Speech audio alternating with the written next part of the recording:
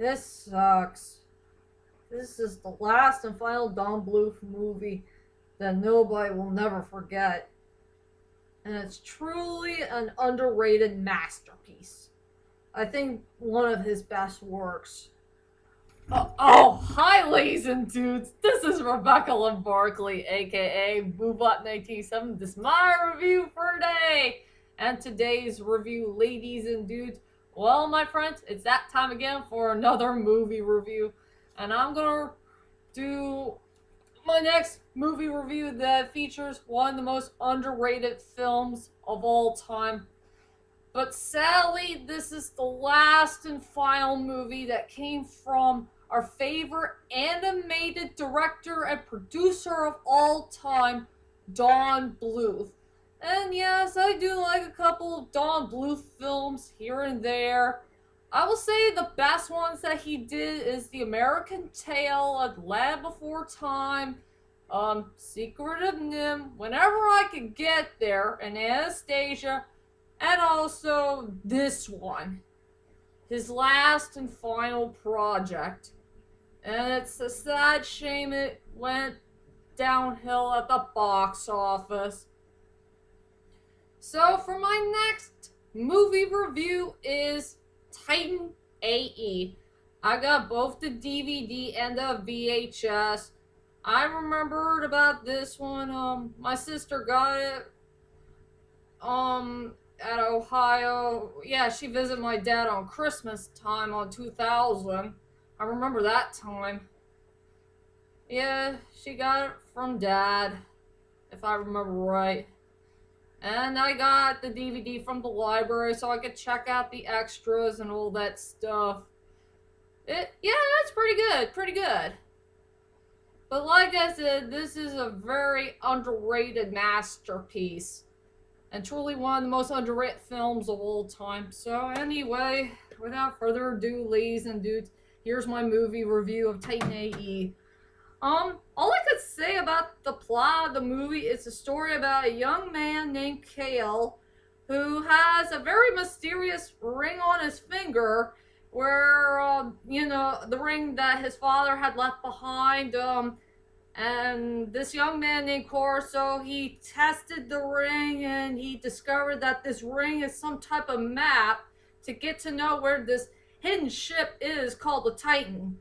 And since the Titan is a mysterious ship that came out of nowhere, something that Kale's father had created, to bring hope and peace and harmony, to rescue planets and all that stuff.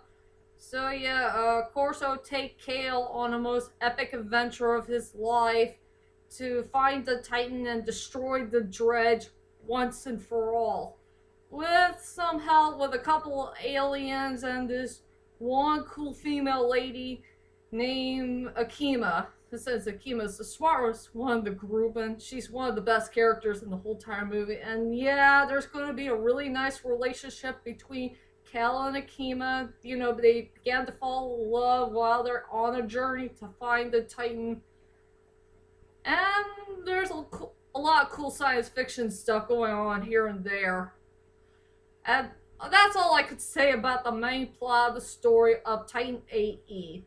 And to tell you the truth is, ladies and dudes, and since you already know about my main thoughts about this movie, this is one of the best Don Bluth films of all time. I mean, I have no problems with this film. I will say it had a good, interesting storyline, has great characters, fantastic animation. This is the only good animated film that has good CGI.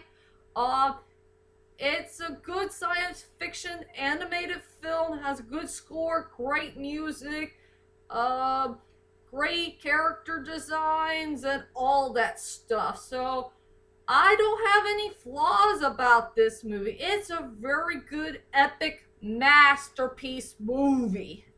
So let's head on to my strongest points and the weakest points of the film. I will say my most strongest point about the movie is definitely, in everybody's opinion, it has to be the soundtrack. The soundtrack is truly the best part about this movie. There's a lot of good artists who work so hard to, make up a song that'll fit the movie very well. There's only one song I really do care about in this movie, and it's a song called Like Lovers Holding On by Texas? That's kind of weird.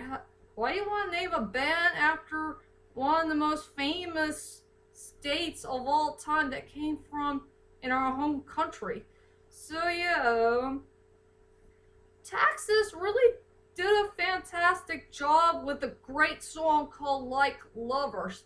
It's it's a tribute love song to Cal and Akima, about the relationship and try to become human beings and try to work together as a team. And they really do care about each other. I really love that song to death. I heard this song many, many times in my head. I can't stop, playing with that song. It gets into my head. I will say that song has a great lyrics, great rhythm, great beat. It has a very epic feel to it. So yeah, I will say the strongest point of this movie, it has to be that song, Like Lovers, Holding On by Texas. As for the other songs, I remember Lit Song, All Over My Head. That was a good one. I only heard that Power Man 5000 song once. I haven't heard it again. I did hear some songs here and there from a long time ago, but it's really hard to explain. But I will say, Like Lovers Holding On by Texas is truly the best one out of all of them, in my own opinion. So that's the strongest point of the movie. As for the others, they're all good in their own rights. As for the weakest points of the movie, it's zero. I don't have anything to say about this movie. This movie is so darn flawless in so many ways. And so let's head on to the characters of the movie. I'll go with the two main characters of the film. Whoops. Here we go. I'll go with Kale first, played by Matt Damon. I really love Kale. He's a really great main protagonist in the movie.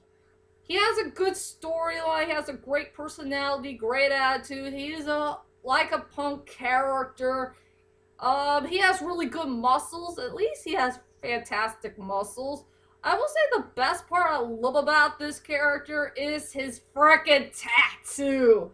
Who doesn't love his tattoo? A tattoo with a sword that has vines in it. That was pretty darn awesome. And to me, in my opinion, this is one of Matt Damon's best movies right here. This is his best one that he ever made. Along with the other two movies that he did, one is a movie where he played a horse, and the other movie where he was part of a politician thing, and he fell in love with that girl. I forgot the movie's name, but I will say those are the only three good Matt Damon movies that I really do care about. But I think Titan A.E. is truly his best film that he ever did. I guess he did dream to do an animation movie one day, I guess. So yeah, I love Kel overall. And I will say for Akima, I think she's truly the best character in the whole entire movie. I mean, those people did a really good job with this fantastic female protagonist.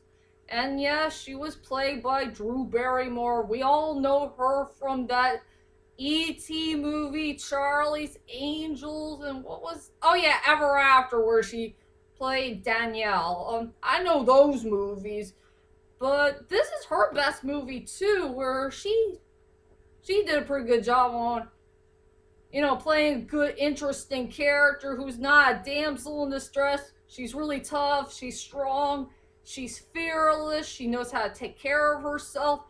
I will say, out of all the character designs that I've seen from each character of the movie, I will say Akima's character design is truly the best one out of the bunch. Because I like her hairstyle, I like her pretty face, even if she's a tough cookie. She has really fantastic clothing, and she's like an adventurer in so many ways. Yeah, I really do love this character overall. She's definitely one of the best. I give her a thumbs up for, or rather, fuck, 2 thumbs up. And sadly, I don't have anything else to say, so I'll go. Whoops! Sorry. I'll go ahead and tell you about my final thoughts of Titan A.E. Overall, Titan A.E. is truly one of the best movies of all time, and truly one of the most underrated films that came from 2000. I mean, this is a great, underrated masterpiece type of movie that Don Bluth have ever made, and Sally, this is his last and final movie that he ever done. It has a good storyline, great characters, fantastic animation, fantastic CGI stuff, has great music, a great score, and all the above. What else I could say? Like I said, it is an underrated masterpiece. Check out this movie to believe it. And for my rating for 1 to 10, I decided to give Titan A.E. a really perfect high rating score of 10 out of 10. Check out this movie to believe it. If you haven't, I'm sure the Dredge will hunt you down and take you down for the count. If you know what I mean. So, that's my whole entire movie review of Titan A.E. I hope you enjoyed this movie review and join me next time for my next movie review to come. I will get going on Weekend at Bernie's, Bill and Ted's Excellent Adventure, Secret of NIMH, and so much more. And also, The Monster Calls! I can't wait to see that movie coming out in theaters. Because the old great mighty Liam Neeson is going to play a monster. Oh, beware me. So, be prepared for my next movie reviews to come. And I'll see you all later. Sayonara.